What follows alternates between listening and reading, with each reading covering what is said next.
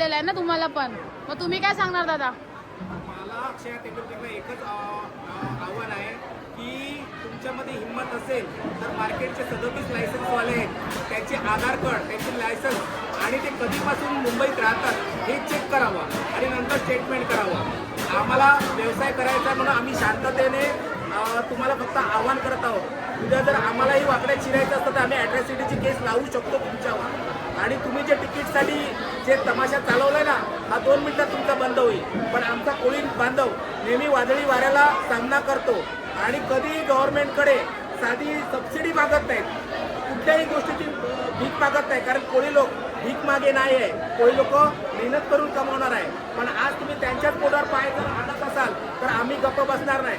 आज कुलाबा मार्केट, आज तुम्ही त्यांचे मलाड मार्केट, भाऊचा धक्का, आज 150 वर्षापूर्वीचे तुम्ही त्यांची गोडाऊनं तोडली कोणाच्या घशात घालण्यासाठी. सगळं दिसतंय. मला गुजरातची मच्छी विकायची आहे आणि आमचे नायगाव वसई मार्केटची जी मच्छी पारंपरिक तुमच्या ताटात ताजी मासळी घालतोय ती तुम्हाला नको आहे. हे बघा, हे शेवटचं आव्हान आहे. हे फक्त तुमच्या इलेक्शन पुरती मर्यादित न राहता आम्ही इलेक्शनला काय ते तुम्हाला दाखवू, पण हे आंदोलन आम्ही अजून तीव्र करू. त्याच्यामुळे आधीच सांगतोय, हे घाणेरडं राजकारण बंद करा आणि आमची मार्केट वाचवा. आणि दुसरी गोष्ट, हे जे व्यापारी आहेत ते एक परवानाधारक आहेत. 70 वर्षापूर्वीचे त्यांचे परवाना आहेत. म्हणजे मला असं वाटते हे जे आंदोलन करते आहेत यांचा जन्मही झाला नसेल, त्याच्या आधीपासून हे लायसन्स आहेत. आणि BMCला आम्ही रीतसर 12 रुपये टप याप्रमाणे भाडेही भरत आहोत. म्हणजे आम्ही बोलतात ना, जे परप्रांतीय आहेत खरे, जे रस्त्यावर पूर्ण दिवस दादर मार्केट खराब करून ठेवतात, माटुंगापर्यंत ट्रॅफिक करतात, आज त्यांना तुम्ही रेड कार्पेट देत आहेत. आणि आमच्यासाठी तुम्ही काय करतायत, आम्हाला रोज त्रास द्यायला सुरू करतात का? कारण आम्ही कोळी आहेत म्हणून. आणि दुसरी गोष्ट, आमचे जे मुस्लिम बांधव आहेत त्यांचेही 4 पिढ्या ह्या मार्केटमध्ये काम करतायत. तुम्ही चेक करू शकता आणि नंतर मग तुम्ही स्टेटमेंट करा.